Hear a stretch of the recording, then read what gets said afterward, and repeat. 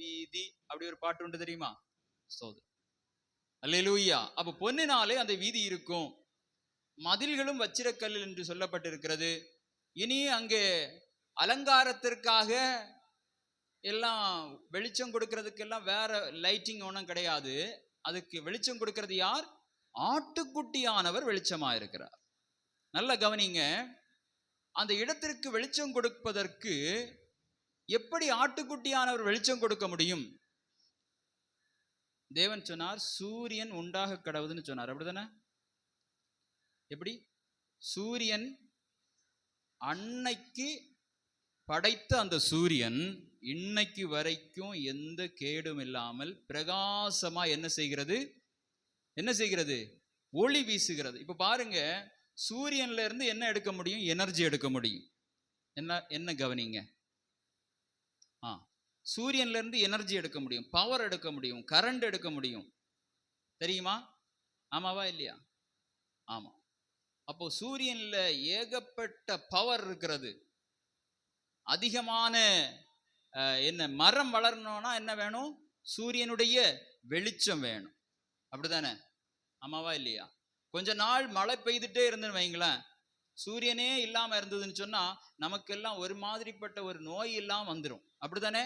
சூரியன் வேணும். என்ன வேணும்? சூரியன் வந்துடும், வேணும். கோல்டு வந்துடும், காய்ச்சல் வந்துடும். சூரியன் இல்லைன்னா நிறைய அலர்ஜி வந்துடும், விஷ பூச்சிகளுடைய தாக்கம் வந்துடும். என்ன வேணும்? சூரியன் வேணும். இது யார் படைத்தது? தேவன் படைத்தது. ஆதியிலே தேவன் வானத்தையும் பூமியையும் சிருஷ்டித்தார். அந்த சிருஷ்டிப்பிலே அன்றைக்கு உருவாக்கப்பட்ட அந்த சூரியன் இன்று வரையிலும் அது தன்னுடைய வெளிச்சத்தை பிரகாசித்து கொண்டே இருக்கிறது. அப்போ இவருடைய வாயிலிருந்து உருவான வார்த்தையினாலே உருவாக்கப்பட்ட சூரியன் இவ்வளவு குவாலிட்டியா, இவ்வளவு பவரா, இவ்வளவு எனர்ஜியை கொடுக்க முடியும்னு சொன்னா, இப்போது இவரே இதற்கு எப்படி இருக்கிறார்? வெளிச்சமா இருக்கிறார். அல்லேலூயா. தேவன் எதை செய்தாலும் மிகவும் அழகாய் ஞானமாய் செய்கிற தேவன். இப்போ நமக்கு புரியாது, அவர் வெளிச்சமா இருந்த அந்த இடம் எப்படி இருக்கும்? இந்த வச்சிரக்கல்லினாலே உருவாக்கப்பட்ட அஸ்திவாரத்தை விட இந்த பரிசுத்த நகரம் அழகாய் இருக்கும். அல்லேலூயா, ஆமென். கற்களை கொண்டு உருவாக்கப்பட்ட இந்த பேஸ்மெண்டை விட இந்த பரிசுத்த நகரம் பார்ப்பதற்கு மிகவும் அழகாயிருக்கும். யாரும் எவரும் இதுவரையிலேயும் கண்டிராத, தினம் தினம் வியந்து பார்க்கக்கூடிய அளவிலே இந்த நகரம் ஒளி வீசிக்கொண்டே இருக்கும். அல்லேலூயா. சரி, அடுத்தது 22வது வசனத்தின் முதலாவது 22வது அதிகாரத்தின் முதலாவது வசனத்தை வாசிப்போம். பின்பு பளிங்கை போல் தெளிவான ஜீவ தண்ணீர் உள்ள சுத்தமான நதி தேவனும் ஆட்டுக்குட்டியானவரும் இருக்கிற சிங்காசனத்தில் இருந்து புறப்பட்டு வருகிறதை எனக்கு காண்பித்தான். பளிங்கை போல் தெளிவான ஜீவ தண்ணீர் உள்ள சுத்தமான நதி. பளிங்குன்னு சொன்னாலே போதும். பளிங்குனா என்ன சொல்லுங்க பார்க்கலாம்? கிறிஸ்டல் கேள்விப்பட்டிருக்கீங்களா? கிறிஸ்டல் பார்த்துருப்பீங்க. எப்படி கிளியரா இருக்கும், தெளிவா இருக்கும். கிறிஸ்டல் கிளியர்னு சொல்லுவாங்க, தெளிவா இருக்கும். அப்போ சுத்தமுள்ள தெளிவான பளிங்கை போல் அப்படி ஒரு ஜீவ தண்ணீர் என்ன செய்கிறதாம்? ஆட்டுக்குட்டியானவரும் தேவனும் இருக்கிற சிங்காசனத்திலிருந்து புறப்பட்டு வருகிறதை எனக்கு காண்பித்தான். 2வது வசனத்தை வாசிப்போம். நகரத்து வீதியின் மத்தியிலும் நதியின் இரு கரையிலும் 12 விதமான கனிகளை தரும் ஜீவ விருட்சம் இருந்தது. அது மாதந்தோறும் தன் கனியை கொடுக்கும். அந்த விருட்சத்தின் இலைகள் ஜனங்கள் ஆரோக்கியம் அடைகிறதற்கு ஏதுவானவைகள். பாருங்கள், கடந்த அதிகாரத்துல நம்ம வாசித்தோம், இந்த உலகத்திலே தேவனுடைய வார்த்தைக்கு கீழ்ப்படியாதவர்கள் எல்லாரும் யாரோடு கூட எங்கே போனார்கள்? சொல்லுங்க. அக்கினி கடலுக்கு போனார்கள். அக்கினி கடல் அது நித்திய நிரந்தரமாய் அழிவில்லாததாய் அவர்களை வாதித்து கொண்டே இருக்கும். அங்கே யாரெல்லாம் இருக்கிறார்கள்? முதலாவது போனவர்கள் யாரெல்லாம் சொல்லுங்க பார்க்கலாம்? 2 பேர். ஒன்று சர்ப்பமா? யாரெல்லாம்? சகைவா? சகைவு ரட்சிக்கப்பட்டார். சொல்லுங்க. ஸ்கூல்ல இப்படிதான் பிள்ளைங்க சொல்லுவாங்க. ஆன்சர் கொஞ்சம் கொஞ்சம் விழுங்கி விழுங்கி சொல்லுவாங்க. எழுப்பி விட்டு கேட்டாதான் ஒண்ணுமே தெரியாது. ஏதாவது சொல்லுங்க. அன்னை தெரசாவா? எனக்கு அப்படிதான் கேக்குது. சொல்லுங்க. அந்தி கிறிஸ்து. அந்தி கிறிஸ்துவும் கள்ள தீர்க்கதரிசியும் தான் முதலாவது இதுவரையிலேயும் யாரும் அக்கினி கடலுக்கு போகல. எல்லாரும் நல்ல வெளிப்படுத்தின விசேஷத்துல நீங்க தெளிவா இருக்கணும். இதுவரையிலையும் அக்கினி கடல்ல யாருமே கிடையாது. முதலாவது போன 2 பேரை சொல்லுங்க. அந்தி கிறிஸ்துவும் கள்ள தீர்க்கதரிசி. இவர்கள் தான் முதலாவது போவார். அவர்கள் இந்த உலகத்திலே மனிதர்களை இனி சோதிக்க வேண்டியது இருக்கிறது. அந்த சோதனைக்கு பின்பு அந்த சோதனையிலே சிக்கப்பட்டவர்கள் தான் அக்கினி கடலுக்கு போவார்கள். அல்லேலூயா, ஆமென், ஸ்தோத்திரம். அப்போ முதலாவது சென்ற இவர்கள், மூன்றாவதாக ஒரு ஆள் போனார். அது யாரு சொல்லுங்க? சாத்தான். சாத்தானு முதல்ல பிடிக்கப்பட்டு பாதாளத்திலிருந்து சிறிது நாள் கழித்து திரும்பவும் உலகத்தில் உள்ள எல்லா ஜனங்களோடு போரிட்டு தேவனோடு போரிட்டு பிடிக்கப்பட்டு மூன்றாவதாய் அவனும் அந்த அக்கினி கடலுக்கு போனான். யார் யார் இவர்களை எல்லாம் ஃபாலோ பண்ணாங்களோ, யாரெல்லாம் இவர்களை ஏற்றுக்கொண்டார்களோ, இவர்களை நம்பி இருந்தார்களோ, அவர்களும் எங்கே போனார்கள்? அக்கினி கடலுக்கு போனார்கள். அப்போ அவர்களை பற்றிய காரியத்தை நாம் இந்த 21வது அதிகாரம் வரையிலேயும் தியானித்தோம். இப்போது விளக்கப்படுவது, இங்கே சொல்லப்படுவது, விவரித்து சொல்லப்படுவது, யாரெல்லாம் தேவனுக்காய் பாடுகளை சகித்தார்களோ, யாரெல்லாம் இந்த வேதத்தை நம்பி இதில் இருக்கிற வார்த்தைகளுக்கு செவி கொடுத்து அநேக சந்தேகங்கள் அநேக கேள்விகள் இருந்த பின்பும் இந்த தேவன் எனக்கு வேண்டும், இவருடைய ரட்சிப்பு எனக்கு வேண்டும். அல்லேலூயா. சிலர் சொல்லுவாங்க இதெல்லாம் மூட நம்பிக்கை, இதெல்லாம் ஒன்றுமே இல்லை. இல்லை, இந்த தேவன் ஒருவர் உண்டு, நான் இங்கே இருக்கிறேன் என்று சொன்னால் என்னை படைத்த ஒரு தேவன் உண்டு என்று கடுகளவு விசுவாசம். எப்படிப்பட்ட விசுவாசம்?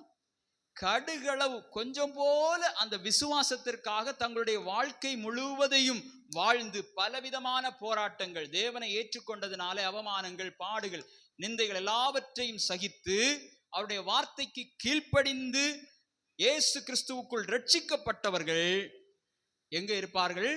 இந்த பரிசுத்த நகரத்திற்குள்ளே பிரவேசிப்பார்கள். இப்படிப்பட்டவர்களுடைய பெயர் எங்கே எழுதப்படும்? ஜீவ புஸ்தகத்திலே எழுதப்படும். பாருங்கள், அப்போ 12 மாதம் 12 கனிகளை கொடுக்கிறதான என்ன இருந்தது? ஜீவ விருட்சம் இருந்தது. நல்லா கவனிங்க. ஏதேன் தோட்டத்துல ஒரே ஒரு ஜீவ விருட்சம் தான் இருந்தது. ஆமென். இங்க எத்தனை ஜீவ விருட்சம்? ஜனவரி மாதம் ஒரு கனியை தரும், பிப்ரவரி மாதம் ஒரு கனியை தரும், அப்படி டிசம்பர் வரைக்கும். அங்க ஒருவேளை மாதங்கள் எல்லாம் மாற்றி அமைக்கப்படும், தெரியாது. இல்லாததை சொல்லக்கூடாதுன்னு பைபிள்ல சொல்லி, இங்க இதே அதிகாரத்துல தான் சொல்லி இருக்கு, அதனால தெரியாது. ஆனா 12 மாதம் என்று சொல்லப்பட்டிருக்கிறது. அல்லேலூயா. ஒவ்வொரு மாதமும் நீங்க திகட்டாம நல்லா சாப்பிடுறதற்கு டெய்லி எல்லா மாதமும் நல்ல ஃப்ரூட்ஸ் கிடைக்கும். அப்படித்தானே? இப்ப என்ன சீசன்? இப்ப என்ன சீசன்? மாம்பழ சீசனா? வேற என்ன சீசன்? பலாப்பழ சீசன். அப்ப நமக்கு 2 எண்ணம் கிடைக்குது இல்லையா? இல்ல, அப்படி இல்லை. அது ஒவ்வொரு மாதமா தான் இருந்திருக்கும். சரி, அப்படி சரி, புசிப்பும் இல்லை குடிப்பும் இல்லைன்னு என்ன சொல்லி இருக்கிறது? பைபிள்ல சொல்லி இருக்கிறது. ஏன் இங்கே இப்படி கனி கொடுக்கப்பட்டிருக்கிறது? நல்லா பாருங்க. பிரசங்கியில படிக்கும்போது அங்க பிரசங்கி சொல்லுவா, இந்த உலகத்துல நான் கண்டது எல்லாமே என்னதுதான்? மாயை. நல்ல குளிரா இருக்குல்ல, ஏசியை கொஞ்சம் குறைச்சு வைங்க. சரி, நல்லா பாருங்க.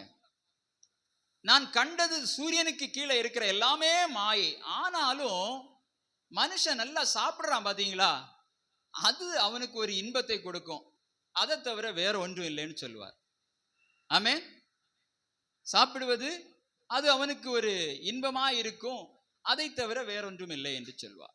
அதை போல இங்கே பரிசுத்த நகரத்திற்கு செல்கிறவர்கள் ஆமென் எந்த விதத்திலும் குறைவில்லாதவர்களாய் இருக்க வேண்டும். கனியின் அருமையை இங்க சொல்லவில்லை, அதனுடைய இலையினுடைய அருமையை சொல்லி இருக்கிறது. வாசியுங்கள். அந்த விருட்சத்தின் இலைகள் ஜனங்கள் ஆரோக்கியம் அடைகிறதற்கு ஏதுவானவைகள். போதும். அல்லேலூயா. அந்த விருட்சத்தினுடைய இலைகளே ஜனங்கள் ஆரோக்கியம் அடைவதற்கு. ஆமென். ஆரோக்கியம்னா என்ன தெரியுமா? நல்ல பலனா இருக்கிறது மட்டும் இல்ல ஆரோக்கியம், மனதளவில் ஆமென் நம்ம மென்டலி ஃபிட்டா இருக்கணும். நிறைய நல்ல பலமா இருப்பாங்க, ஆனா ஏதாவது ஒரு வார்த்தையை சொன்னா என்ன செஞ்சிருவாங்க? உடஞ்சு அழுதுருவாங்க. அல்லேலூயா. அப்படித்தானே? நல்ல பலனா இருப்பாங்க, யாராவது ஒரு வார்த்தையை சொன்ன உடனே அவங்களால தாங்கவே முடியாது. அப்போ இந்த இலைகள் அவர்களுக்கு ஆரோக்கியம் கொடுக்கக்கூடியவைகள். அவர்களை யாரும் ஒண்ணுமே செய்ய முடியாது. ஆமென். ஸ்தோத்திரம்.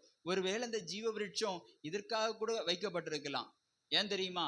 ஆண்டவர் வனாந்திரத்துல இஸ்ரவேல் மக்களுக்கு என்ன கொடுத்தார்? சொல்லுங்க சொல்லுங்க.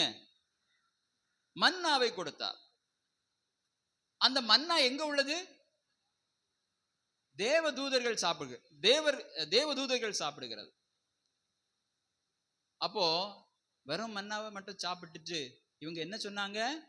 எங்களுக்கு வெள்ளரிக்காயும் என்னது கும்மட்டிக்காயும் என்னது சொல்லுங்க. எத்தனை நாள் சொல்லி தந்திருக்கேன். வாட்டர்மெலன்.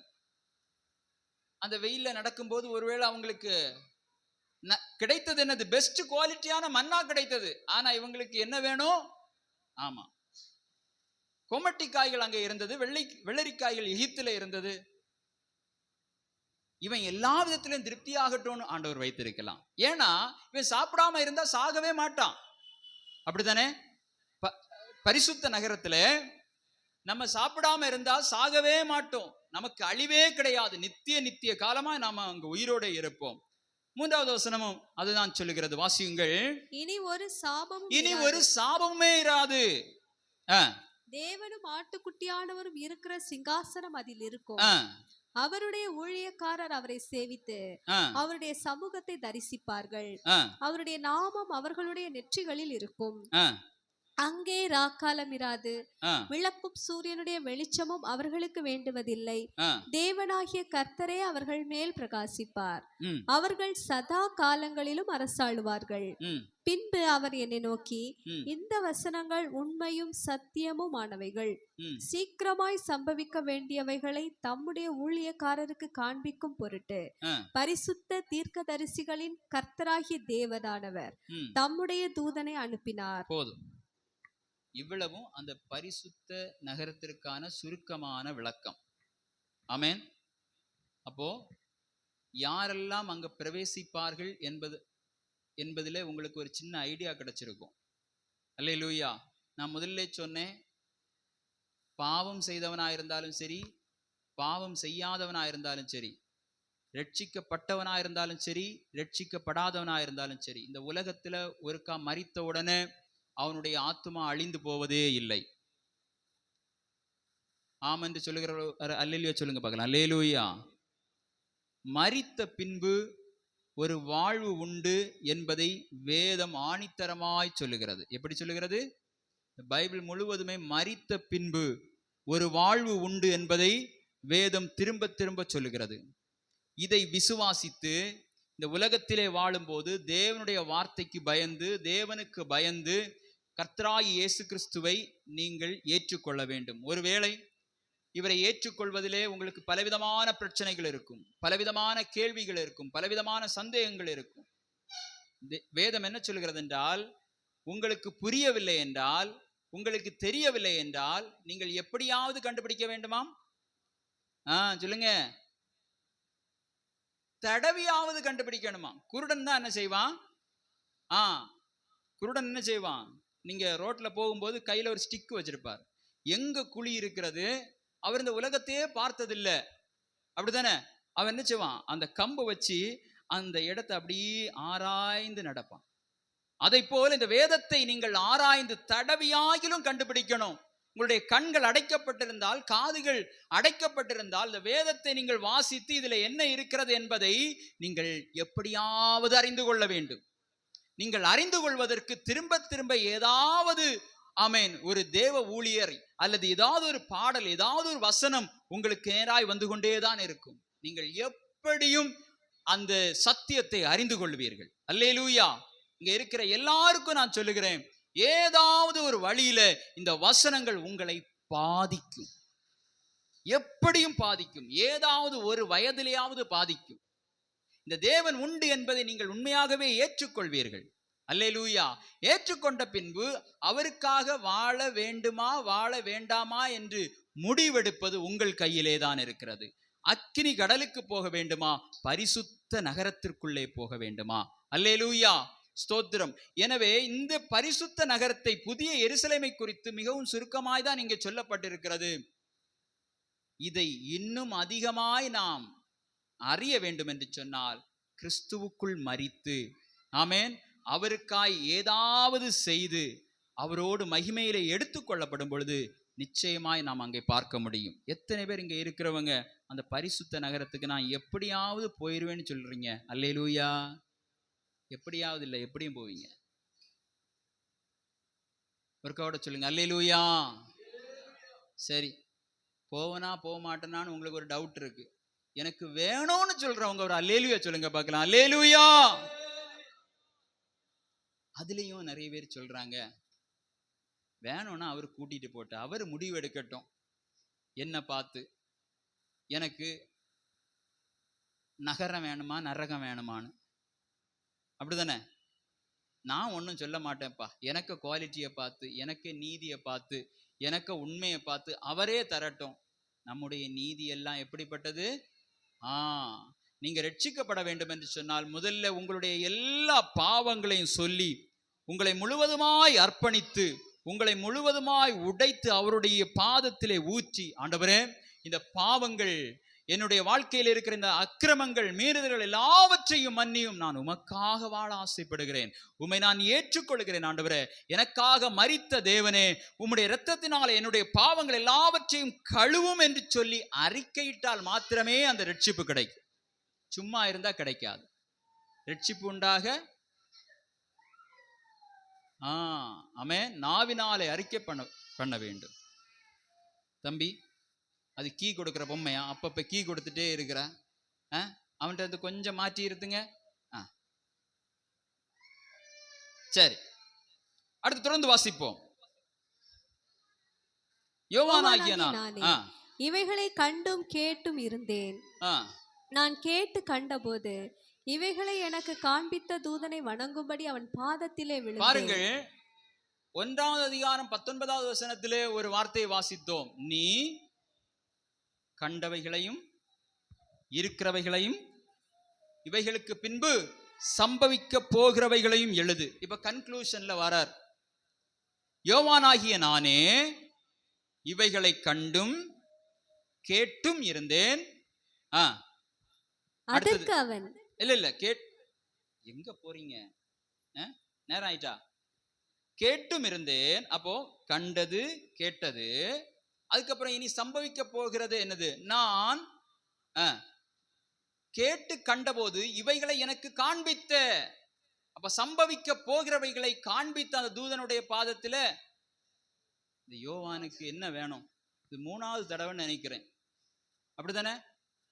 இந்த வெளிப்படுத்தின விசேஷத்துல யோவான் என்ன அன்பின் சீசன் பாருங்க, இதுவரைக்கும் யாருக்கும் காண்பிக்கப்படாத அந்த ரகசியத்தை காண்பித்த உடனே அவர் அவருடைய காலில் விழுகிறதுக்கு போயிடுறார். 9வது வசனம். அதற்கு அவன், நீ இப்படி செய்யாதபடிக்கு பார், உன்னோடும் உன் சகோதரரோடும் தீர்க்கதரிசிகளோடும் இந்த புஸ்தகத்தின் வசனங்களை கை கொள்ளுகிறவர்களோடும் கூட நானும் ஒரு ஊழியக்காரன், தேவனை தொழுது கொள் என்றான். பின்னும் அவர் என்னை நோக்கி, இந்த புஸ்தகத்தில் உள்ள தீர்க்க தரிசன வசனங்களை முத்திரை போட வேண்டாம், காலம் சமீபமாய் இருக்கிறது. சரி, இங்க இருக்கிறதான நீங்கள் எல்லாரும் ஒரு காரியம் அறிந்து கொள்ள வேண்டும். இயேசுவின் தாயையோ தகப்பனையோ மிகாவேலையோ எந்த வேலையோ வணங்கவே கூடாது. என்ன செய்யணும்? என்ன செய்யக்கூடாது? தேவன் அருவருக்கிற பாவங்களிலே ஒன்று.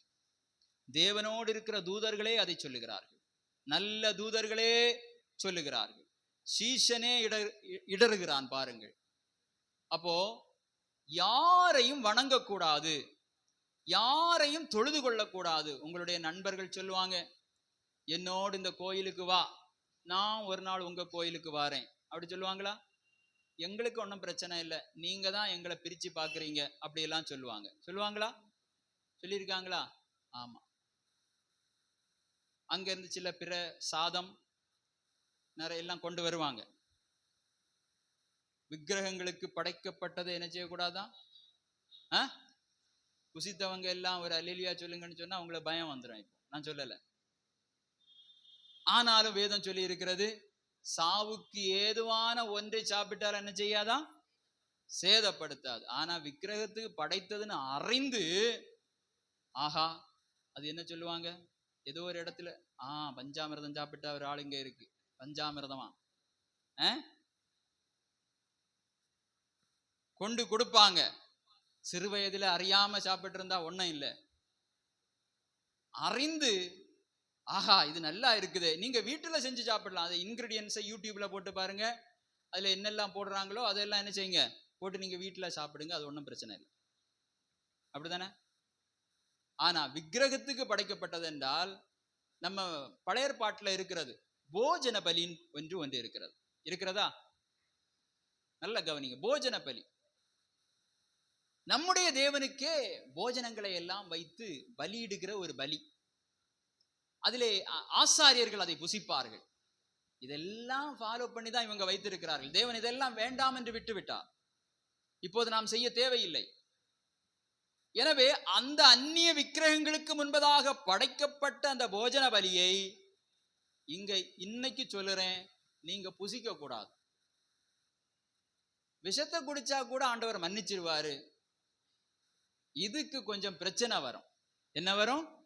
பிரச்சனை வரும். அங்க என்ன சாத்தான் இருக்கிறதோ அதை நீங்க ஏற்றுக்கொண்டீங்கன்னு அர்த்தம். நீ வா வீட்டுக்குன்னு கூப்பிடுறீங்கன்னு அர்த்தம். அப்படிதானே? ஆமாவா? எல்லாரும் பயப்பட்டு பாக்குறீங்களே. நம்ம இங்க கர்த்தருடைய பந்தி ஆசரிக்கிறோம், ஆசரித்து என்ன சொல்கிறோம்? இது ஆண்டவருடைய சரீரமும் இரத்தமுமா இருக்கிறது, இவை ஏற்றுக்கொள்கிறேன், இவருடைய மரணத்தை நான் நினைவு கூறுகிறேன். இதையும் செய்துட்டு அங்க சாத்தானுடைய அந்த பலியையும் நம்ம புசிக்கவே கூடாது. ஆனா அறியாம செஞ்சிருந்த ஆண்டவர் மன்னிப்பார். ஒருவேளை இதுவரையிலையும் பாதி அறகுறையா அறிந்தும் பசியில சாப்பிட்டு இருந்தாலும் ஆண்டவர் மன்னிச்சிருவார். இனி செய்யாதீங்க. அல்லேலூயா. இனி என்ன செய்யக்கூடாது? ஒருபோதும் செய்யக்கூடாது. அடுத்து வாசிப்போம். பின்னும் அவர் என்னை நோக்கி, இந்த புஸ்தகத்தில் உள்ள தீர்க்க தரிசன வசனங்களை முத்திரை போட வேண்டாம், காலம் சமீபமாய் இருக்கிறது, அநியாயம் செய்கிறவன் இன்னும் அநியாயம் செய்யட்டும், அசுத்தமாய் இருக்கிறவன் இன்னும் அசுத்தமாய் இருக்கட்டும், நீதி உள்ளவன் இன்னும் நீதி செய்யட்டும், பரிசுத்தம் உள்ளவன் இன்னும் பரிசுத்தமாகட்டும். சரி, இந்த வசனத்தை பாருங்கள். ஆண்டவர் அநியாயம் செய்ய சொல்லுகிறாரா? அசுத்தமாய் இருக்கிறவன் அசுத்தமாய் இருக்கட்டும் என்று ஆண்டவர் சொல்லுகிறாரா? நான் முதல்ல சொன்னேன், இந்த வேதத்திலே இந்த பரிசுத்த நகரத்திற்கு போவதற்கான ஒரு வழி இருக்கிறது. இந்த வழியை அவன் கேட்டு அறிந்த பின்பும் அநியாயம் செய்வான் என்றால் அவன் அநியாயம் செய்யட்டும். இந்த வார்த்தையை அவன் அறிந்த பின்பும், கர்த்தராகிய இயேசு கிறிஸ்து யார் என்பதை அறிந்த பின்பும் அவன் அசுத்தமாயிருப்பான் என்றால் அவன் அசுத்தமாயிருக்கட்டும். தேவனுடைய வார்த்தையை கேட்டு நீதி செய்கிறவன் அவன் இன்னும் நீதி செய்யட்டும், பரிசுத்தமாயிருக்கிறவன் இன்னும் பரிசுத்தமாகட்டும். அல்லேலூயா. வசனம் எத்தனை பேருக்கு புரிகிறது? ஆண்டவர் சொன்னார், நான் இடறுதற்கான கல் என்று சொன்னார். அப்படி என்றால் என்ன? இயேசு கிறிஸ்து என்ற ஒரு நபர் யூதா கோத்திரத்திலிருந்து வந்த உடனே இவரை பார்த்து அநேகர் இடறினார்கள். இவர் சொன்ன வார்த்தையை நிறைய பேர் ஏற்றுக்கொள்ளவில்லை. இவரை ஏற்றுக்கொண்டவர்கள் எங்கே போனார்கள்? என்ன ஆனார்கள்? ரட்சிக்கப்பட்டார்கள். இவரை ஏற்றுக்கொள்ளாதவர்கள் கைவிடப்பட்டார்கள், அவிசுவாசிகளானார்கள். இவரை ஏற்றுக்கொண்டவர்கள் விசுவாசிகளானார்கள், ஏற்றுக்கொள்ளாதவர்கள் அவிசுவாசிகளானார்கள். அதை போல இந்த புஸ்தகத்தில் என்ன வாசியுங்கள். இதோ சீக்கிரமாய் அநியாயம் செய்கிறவன் இன்னும் அநியாயம் செய்யட்டும். இவ்வளவு வார்த்தைகளை நான் சொன்ன பின்பும், இதை நான் முத்திரை போடாமல் இந்த ஜனங்களுக்கு நான் சொன்ன பின்பும், இவன் இன்னும் அநியாயம் செய்கிறவனாயிருந்தால் அநியாயம் செய்யட்டும், இன்னும் தவறு செய்கிறவனாயிருந்தால் அவன் தவறு செய்யட்டும். இதை இடறதற்கான கல்லை போன்றது. 12 இதோ சீக்கிரமாய் வருகிறேன், அவன் அவனுடைய கிரியைகளின்படி அவன் அவனுக்கு நான் அளிக்கும் பலன் என்னோடே கூட வருகிறது. நான் அல்பாவும் ஒமேகாவும் ஆதியும் அந்தமும் முந்தினவரும் பிந்தினவருமாய் இருக்கிறேன். ஜீவ விருட்சத்தின் மேல் அதிகாரம் உள்ளவர்கள் ஆவதற்கும் வாசல் வழியாய் நகரத்திற்குள் பிரவேசிப்பதற்கும் அவருடைய கற்பனைகளின்படி செய்கிறவர்கள் பாக்கியவான்கள். நாய்களும் சூனியக்காரரும் விபச்சாரக்காரரும் கொலைபாதகரும் விக்கிரக ஆராதனைக்காரரும் பொய்யை விரும்பி அதன்படி செய்கிற யாவரும் புறம்பே இருப்பார்கள். சபைகளில் இவைகளை உங்களுக்கு சாட்சியாக அறிவிக்கும்படிக்கு இயேசுவாகிய நான் என் தூதனை அனுப்பினேன். போதும் பாருங்க, இங்க யாரெல்லாம் இருக்க மாட்டார்கள் என்று சொன்னால், நாய்களும் சூனியக்காரரும். நாய்களும் என்றால் அப்படிப்பட்ட சுபாவம் உள்ளவர்கள். சூனியக்காரர், சூனியக்காரர்னா யாரு? சில மந்திரவாதிகள் அவங்க கூட ரட்சிக்கப்பட்டுருவாங்க. ஆனா பக்கத்து வீட்டுக்காரர்கள் சூனியக்காரர்களா இருப்பார்கள். எப்படி இருப்பார்கள்? நிறைய மந்திரவாதியை தேடி போறவங்க இருப்பாங்க. கிறிஸ்தவர்களே இருக்கிறாங்க. பொறாமையினாலே சூனியம் செய்கிறவர்கள், அதை போல எண்ணுகிறவர்கள், பொறாமை குணம் உள்ளவர்களே சூனியக்காரர்கள் என்று சொல்லலாம். சூனியக்காரரும் விபச்சாரக்காரரும் கொலைபாதகரும் விக்கிரகாராதனைக்காரரும் பொய்யை விரும்பி அதன்படி செய்கிற யாவரும் புறம்பே, பரிசுத்த நகரத்திற்கு புறம்பே இருப்பார்கள். இவைகளை சபைகளில் உங்களுக்கு சாட்சியாக அறிவிக்கும்படி இந்த சபையில் இதை போல கூடுகிறதான ஆமேன் கிறிஸ்துவின் சரீரமாகிய சபையில் அறிவிக்கும்படியாக இந்த வெளிப்படுத்தின விசேஷம் யோவானுக்கு வெளிப்படுத்தப்பட்டது. அல்லேலூயா. சபை என்ற ஒரு வார்த்தை வெளிப்படுத்தின விசேஷம் 3வது அதிகாரத்திற்கு பின்பதாக இந்த இடத்துல தான் வருகிறது. உபத்திரவ காலத்துல சபைன்னு ஒரு வார்த்தை வரவே இல்லை. ஆமென். சபை இருந்ததற்கான எந்த தடையுமே அங்க கிடையாது. கோபாக்கினை, நியாய தீர்ப்பு அங்க சபையை பற்றி சொல்லவே இல்லை. இவையெல்லாம் நடக்கும் என்று சபைகளில் இவைகளை உங்களுக்கு சாட்சியாய் அறிவிக்கும்படிக்கு. எல்லா புஸ்தகத்தை விட இந்த புஸ்தகம் மிகவும் தேவையான, பிரயோஜனமான, உங்களுடைய வாழ்க்கையிலே நீங்கள் கடைபிடிக்க வேண்டிய, நீங்கள் ஜாக்கிரதையாய் இருக்கும்படியாக கொடுக்கப்பட்டதான இந்த வெளிப்படுத்தின விசேஷம். அல்லேலூயா. இது அதற்காக தான் கொடுக்கப்பட்ட. நீங்கள் ஜாக்கிரதையாய் விழிப்புள்ளவர்களாய் இருக்க வேண்டும். சபைகளிலே இவைகளை உங்களுக்கு சாட்சியாய் அறிவிக்கும்படி இயேசுவாகிய நான் என் தூதனை அனுப்பினேன். நான் தாவீதின் வேரும் சந்ததியும் பிரகாசமுள்ள விடிவெள்ளி நட்சத்திரமாயிருக்கிறேன் என்றார். 17 வாசிப்போம்.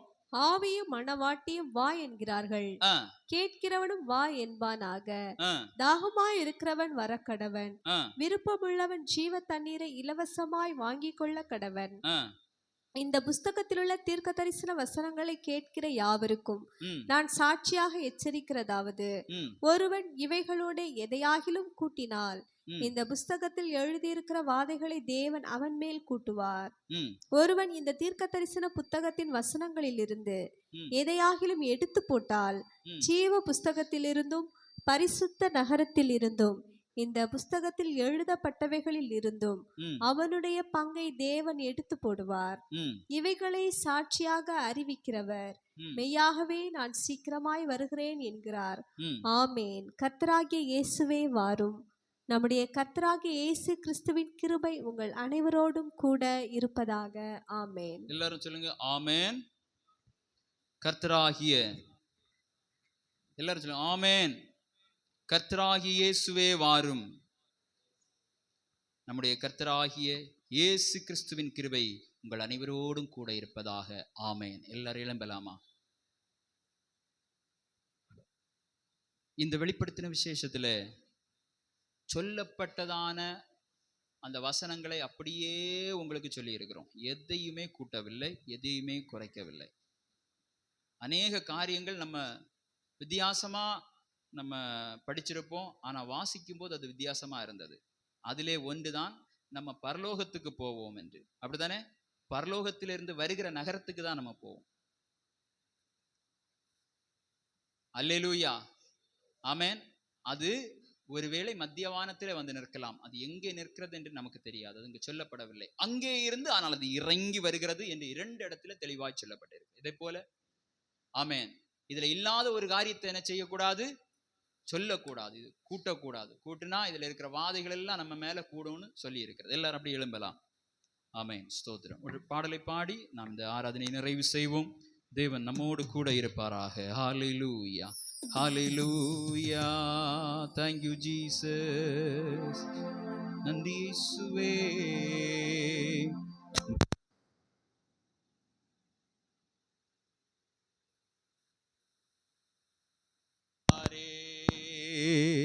மேகமீதில் ஏசோரா